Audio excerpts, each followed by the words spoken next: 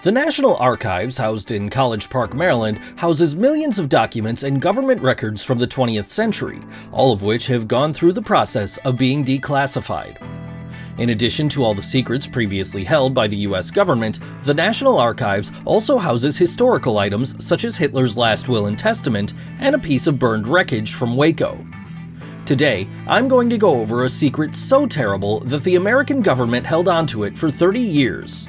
I'm Think So Joe, this is Things You Might Not Know, and this is Operation Northwoods.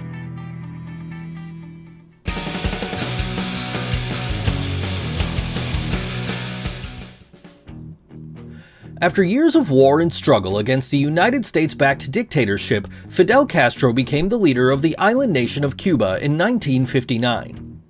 After taking power, Castro wasted no time in allowing communism to run rampant throughout the new government. Given how much those in the more conservative end of the US government start freaking out whenever that particular C word is said out loud, this development in Cuba's administration was pretty concerning.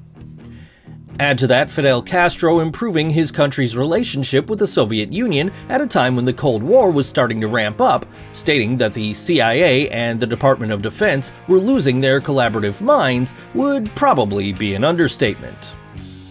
The embargoes against Cuba began almost immediately and grew over the next couple of years to eventually ban virtually all exports from Cuba.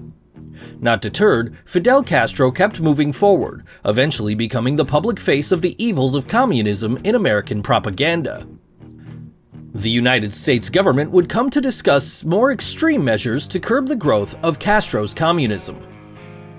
Before I go any further, I want to thank Yellow Sauce, a band I may or may not be in, for suggesting this topic. If you have an idea for an episode, drop that in the comments.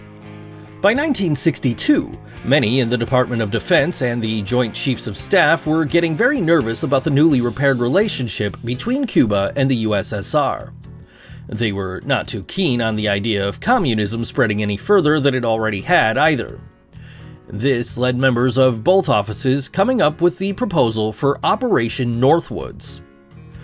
Presented as part of the top-secret document Justification for U.S. Military Intervention in Cuba, Operation Northwoods was meant to be a series of false flag incidents designed to justify a war against Cuba. A false flag operation is defined by Wikipedia as an act committed with the intent of disguising the actual source of responsibility and pinning blame on another party. If the term sounds familiar to you, then you're most likely recalling the half-baked conspiracy theory which states that the December 2012 Sandy Hook school shooting was a false flag operation. The proposals for Operation Northwoods included employing the CIA and other government agencies to both stage and actually commit terrorist acts against American military and civilian targets.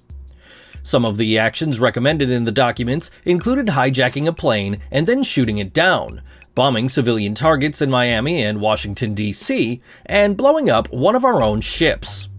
All of these would of course be blamed on Cuban nationals or recent Cuban immigrants living in Florida. In addition to the veiled terrorist attacks on Americans, the plans also included sinking boats of Cuban refugees as they tried to make their way to the United States and assassinating Cuban immigrants. Those were meant to provoke Cuba into retaliating for further escalation. But wait, there's more! Operation Northwoods also presented a sort of grand finale where false flag attacks would be carried out on the naval base at Guantanamo, followed by attacks on Cuban civilians and military positions. All of this ends with our full-scale invasion of Cuba, toppling the government that Castro had built. You know, the thing America is good at. The plan for Operation Northwoods was rejected by then Secretary of Defense Robert McNamara.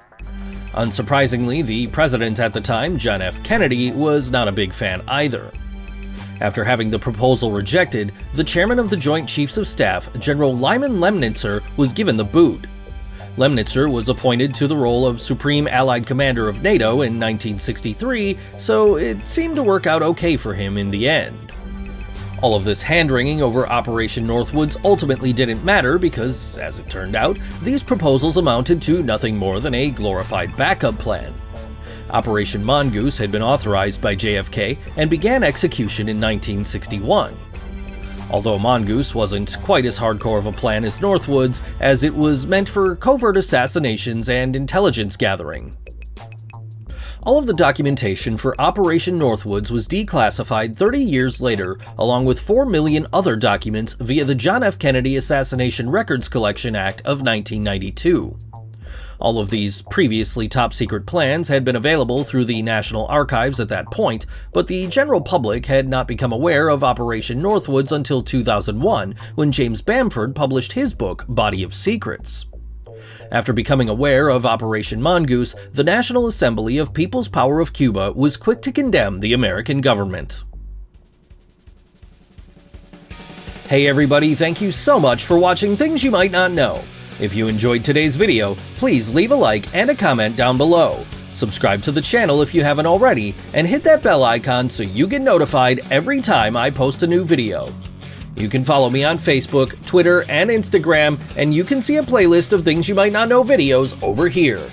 Thanks again for watching, and I'll see you next time!